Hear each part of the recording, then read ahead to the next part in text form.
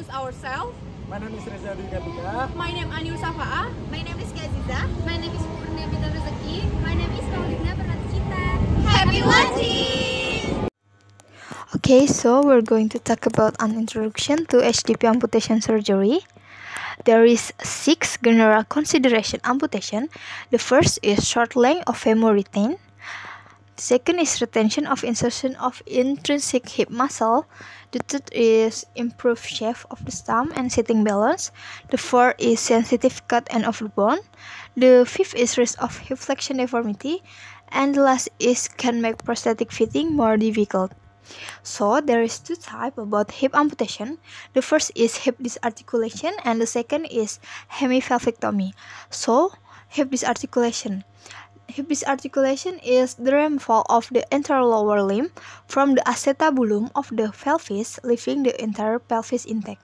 Sometimes the surgeon leaves the femoral head, which is not a true hip disarticulation, but must be treated as one, but can make prosthetic fitting difficult.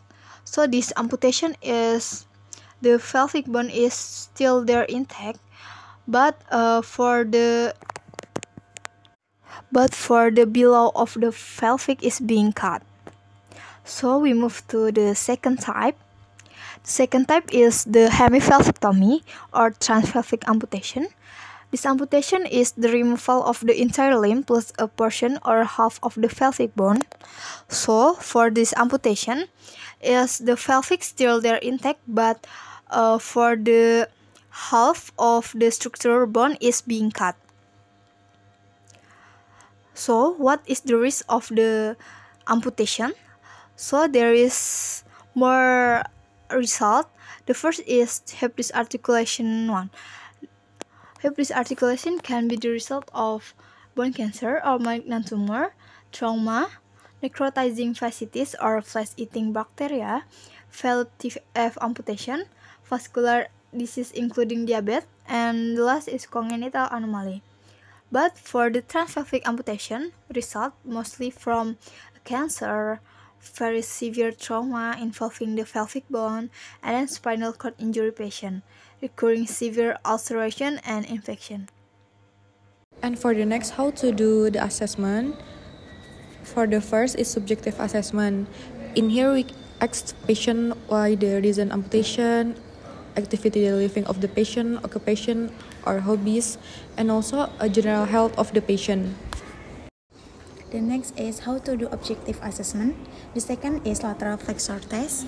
For the muscle is quadratus lumborum, and then the patient position is laying side with the arm on the side of the body, and the PO position on the hand of the PO at the hip and ankle for stabilize. Mostly we start from grade 3 for test the lateral flexor test. Grade 3 is a patient can lift upper body of the bed with arm by the side. Then for the level 4 is patient can lift their upper body of the bed with arm across their chest.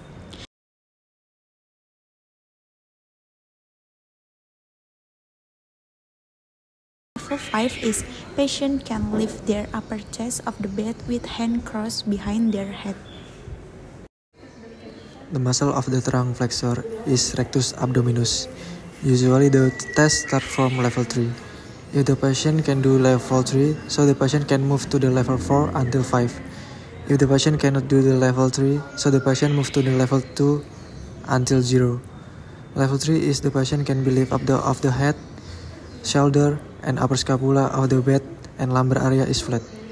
The position of the patient is lying supine, and the arm is on the side of the body, and the knee joint is 90 degree. So the hand position of the PO is on the big calf and small calf of the patient for stabilizing. For the level 4 is the same as level 3, but the scapulas are completely off the bed. And the position of the patient is lying supine, and the arm is on the side of the body, and the knee joint is 90 degree. So the hand of the position of the PO is on the big calf and on the knee joint of the patient for stabilizing.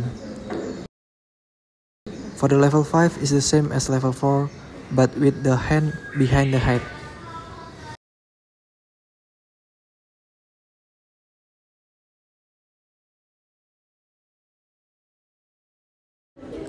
The next, the muscle of the trunk extensor is rectus spine, divided into three.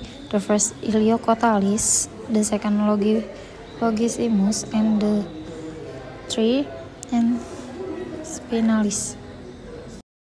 Grade 3, patient position is lying prone, so the hand position of the PO is on the behind of the lumbar of the patient for stabilizing, and the patient able to rise up the head thoracic change of the assessment table.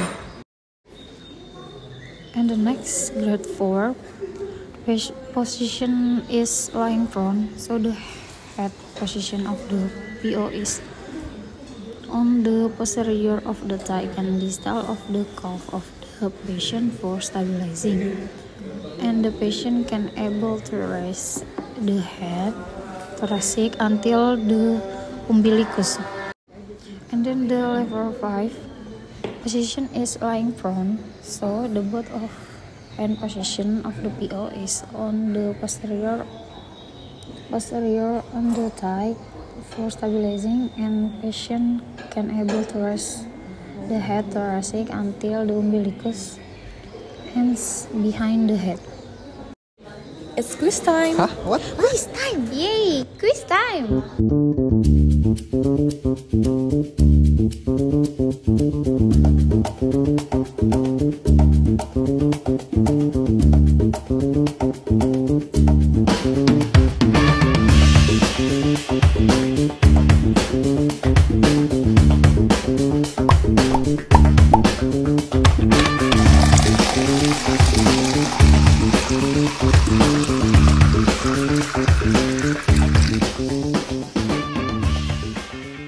The next is type of socket in hip disarticulation amputation.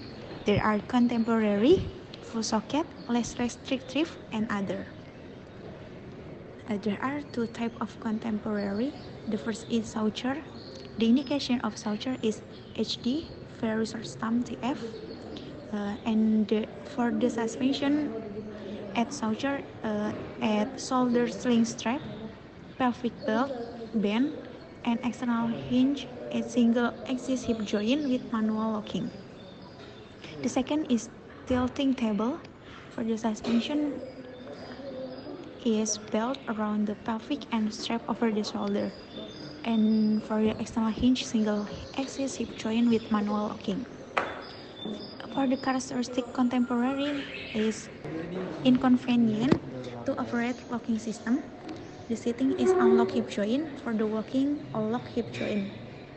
The contemporary is no suspension, poor durability, poor appearance.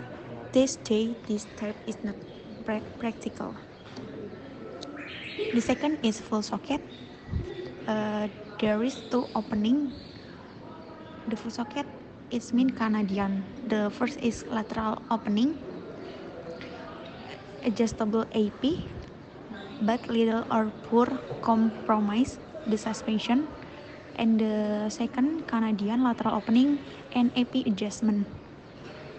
For the lateral opening and AP adjustment is easy to donning and doffing, stronger structure and good AP stability, but restrict trunk AP motion. The diagonal is better ventilation, less restriction of hip room at sound side, possible adjustable, lightweight, good for elderly patient, reduce abdominal pressure, and for the diagonal is difficult to fit with obese patient only for firm tissue.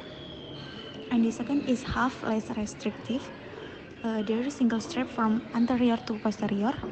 This is reduce lateral trunk bending and prevent piston action and self suspension. And then same at the diagonal is lightweight. The last is UCLA, similar to diagonal design. There is assistive strap interiliotrophanteric of sound side, and then shoulder strap may be necessary to minimize swing face prosthetic pistoning. The other is ICS. There is anterior and lateral opening, good for patient does not have enough soft tissue at IT. The ICS is self-suspension, rotational control, and prevent the tuberosity from slipping out of socket. And there is hemipelvectomy with weight bearing. the AT and gluteal of residual limb. This is not always on weight-bearing hemipelvectomy,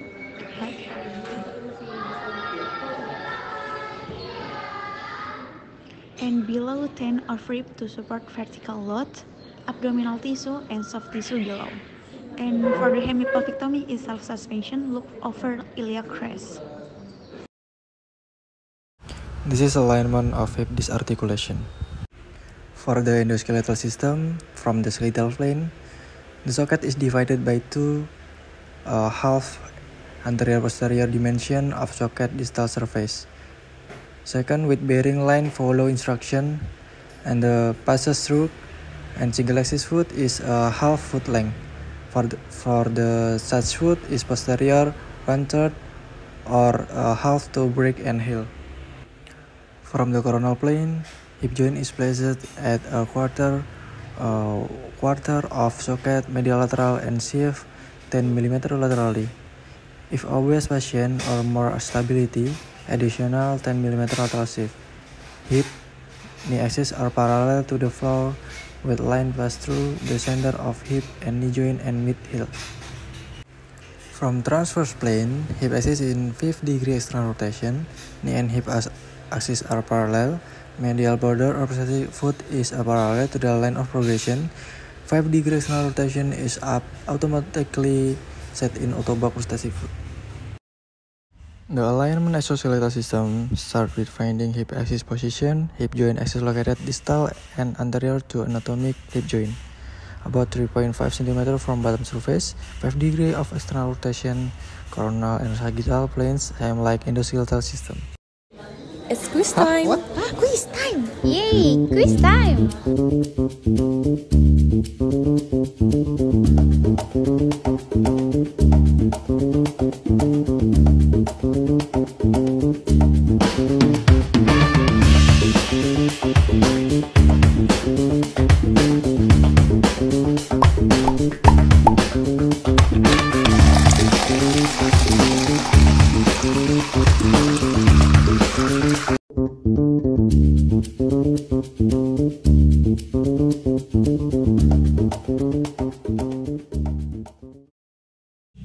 Next, move to biomechanics of hip disarticulation.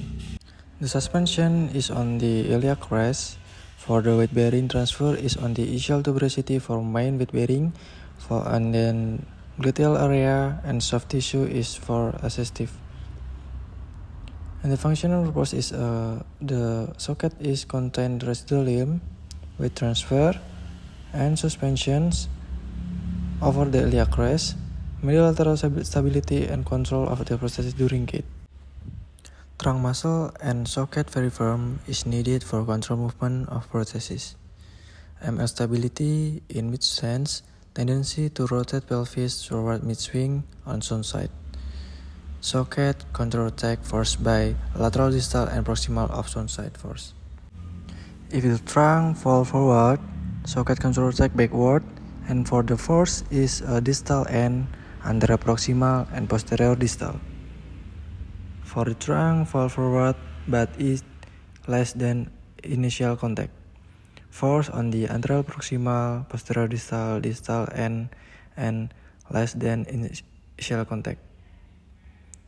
Socket force still on mid or center of hip and knee. If socket tilt anteriorly, pressure at distal, anterior distal, posterior proximal. If the foot lift from ground, it seems like a pendulum action. But if difficult for ground clearance, the solution is shorten prosthesis by 1 cm. Need hip extension assist to prevent excessive hip flexion. And for the next is the component of the hip disarticulation.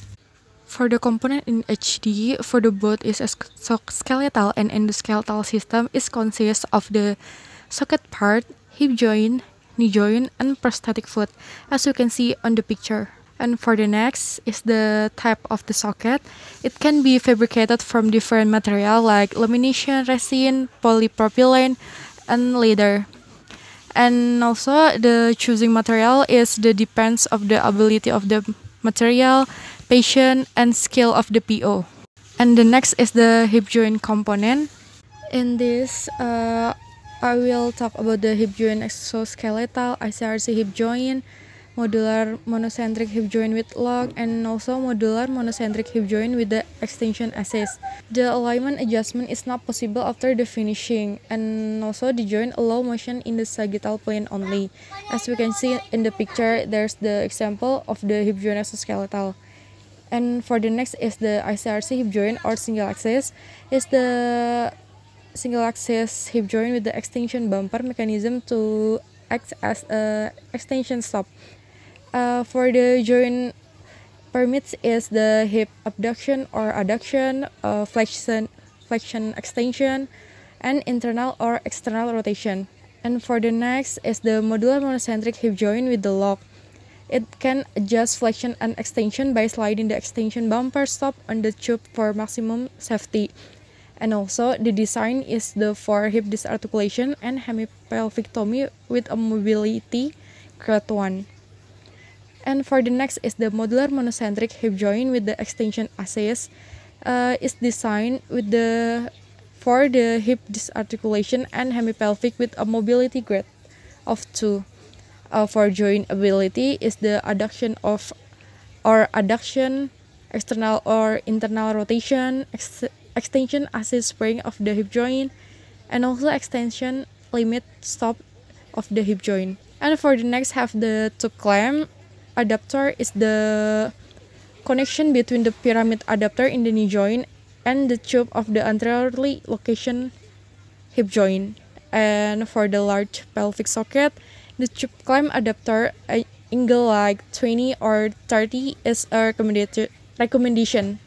Modular knee joint polycentric with integrated extension assist is for control the swing pace and also have axis friction and extension assist spring are infinitely adjustable. Have the single axis with toes and also the dorsal stop. And the others accessories there have the foam cover. It's quiz time. What? Quiz time! Yay! Quiz time!